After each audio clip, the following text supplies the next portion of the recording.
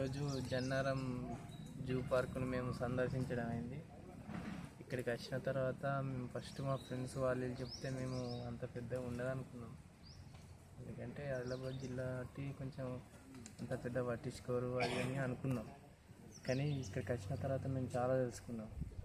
మన మంచిర్యాల జిల్లాలో కూడా అన్నీ డెవలప్ అయినాయి. జిల్లా అయిన తర్వాత చాలా అద్భుతంగా ఉంది. ఇక్కడ మీరు చూసినట్టయితే మంచి గడ్డిని పెంచుతున్నారు. చెట్లు కూడా ఎంత పచ్చగా ఉన్నాయి. ఇంత వేసవి కాలంలో ఇంత లెవెల్లో ఉంచుకోవడం వీళ్ళను మెచ్చుకోక తప్పదు. ఇప్పుడు మన బిల్ల గారిని కొన్ని మాటలు అడుగుదాం. బిల్ల గారు, ఇప్పుడు ఇక్కడ దీన్ని చూసిన తర్వాత మీకు ఏమనిపిస్తుంది చెప్పండి. చాలా బ్యూటిఫుల్ అందమైన లొకేషన్స్. నీ మనసు పులకించింది ఇక్కడికి వచ్చిన తర్వాత? అది చెప్పు, నీ మనసు పులకించిందని.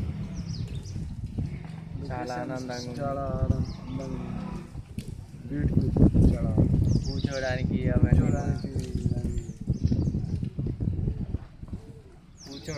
చాలా మనకు అరుదైన ప్రదేశాలు ఉంటాయి ఎక్కడైనా. అందులో ఇదొకటి. చాలామంది ఇక్కడ దాదాపు ఒక 50 మంది కూర్చునే లెవెల్లో ఉంది ఇక్కడ. దాన్ని చూసినట్టయితే మనకు ఒక షెడ్లాగా ఏర్పాటు చేయడం జరిగింది. దాంట్లో మినిమం 50 మంది కూర్చునేలాగా ఉంది.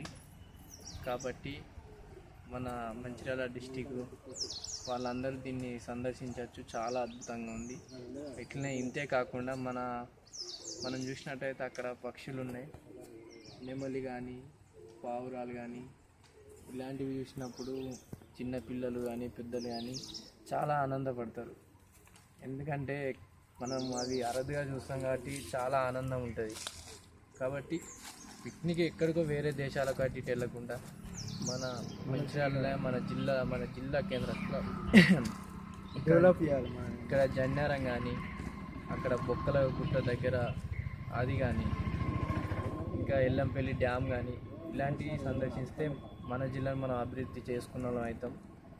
ఇంతేకాకుండా ర్యాలీకాడ ఒకటి పార్కు చాలా అద్భుతంగా ఉంటుంది. దయచేసి మనం సందర్శించుకుందాం. అందరికీ కృతజ్ఞతలు.